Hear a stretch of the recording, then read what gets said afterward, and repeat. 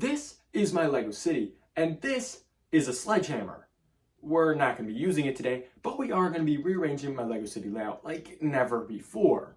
And you might be asking yourself, Xander, why?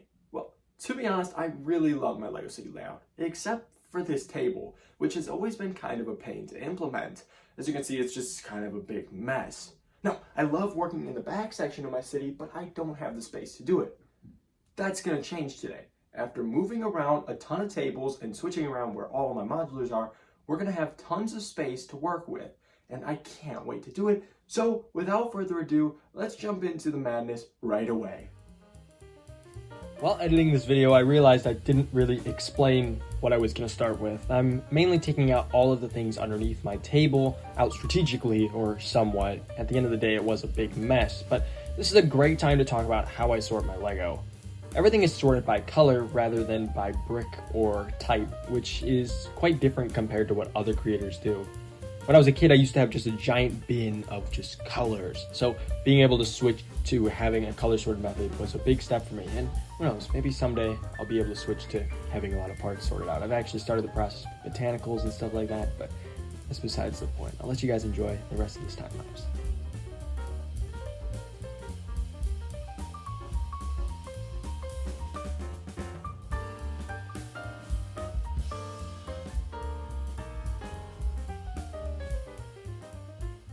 Now that we got all of our color sorted bins out from underneath my table here, we can start the process of taking things off the top of the tables.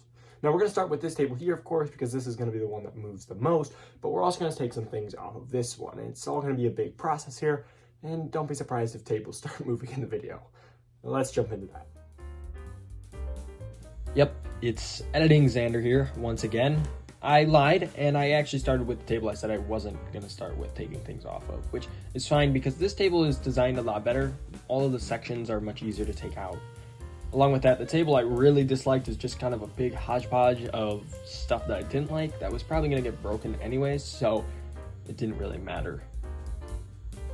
A lot of it is also built on base plates, so it was quite simple to take out. You'll see me scattering around here and there, moving modulars and whatnot, but overall it was just started out really strategic, and then we got a big mess, and I'll show you that in a few minutes here. But overall, it was just a big struggle. And a little fun fact, this only took me about 8 minutes to do, which, to be honest, I think is pretty impressive.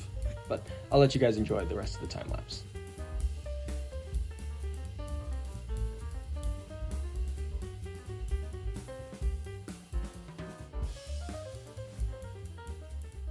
Now that we got the tables actually cleaned off, it's time to move the tables, and this is going to be a lot easier said than done. But first I wanted to kind of show you guys some of the destruction I'm dealing with right now. When I say a mess, I mean this is literally the definition of a mess.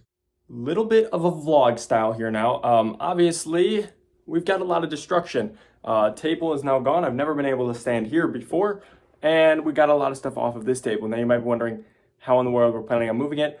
Yeah, I don't really know yet, but we're going to figure it out. I'm not going to record it just because I think it's going to take a lot more people than just me. And a lot of people aren't comfortable being on camera. So that's okay. We're going to get this figured out, and I'll be right back. And now the tables are moved, and the process of trying to fix all the damage has begun.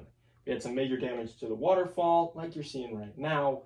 And now we're also starting to add in modular buildings. If you remember that destruction video that I was showing you guys earlier in this one, there's a lot of modulars to get put into here. I mean, I think I have maybe 5 or 6 more that still need to put in, along with the Spring Lantern Festival, which you can see probably in the front here a little bit. It's a lot. So yeah, I'm gonna try and get some work done here, and I'll check in with you guys in just a few minutes. A few minutes was an understatement, as I still have a ton to do. There's a ton of stuff on the floor that you can't see right now. It's just an absolute mess. But we do have space for every single modular that I own and future modulars right now, which is incredible. First off, we have space for 2023's modular along with the Daily Bugle modular, and I'm probably showing it on screen right now, which is awesome. So that means I have some time to think about 2024 later. But for now, we've got set up space for 2023. Now, there was a ton of destruction, including the waterfall, which I still haven't gotten fixing. We've got a ton of blank space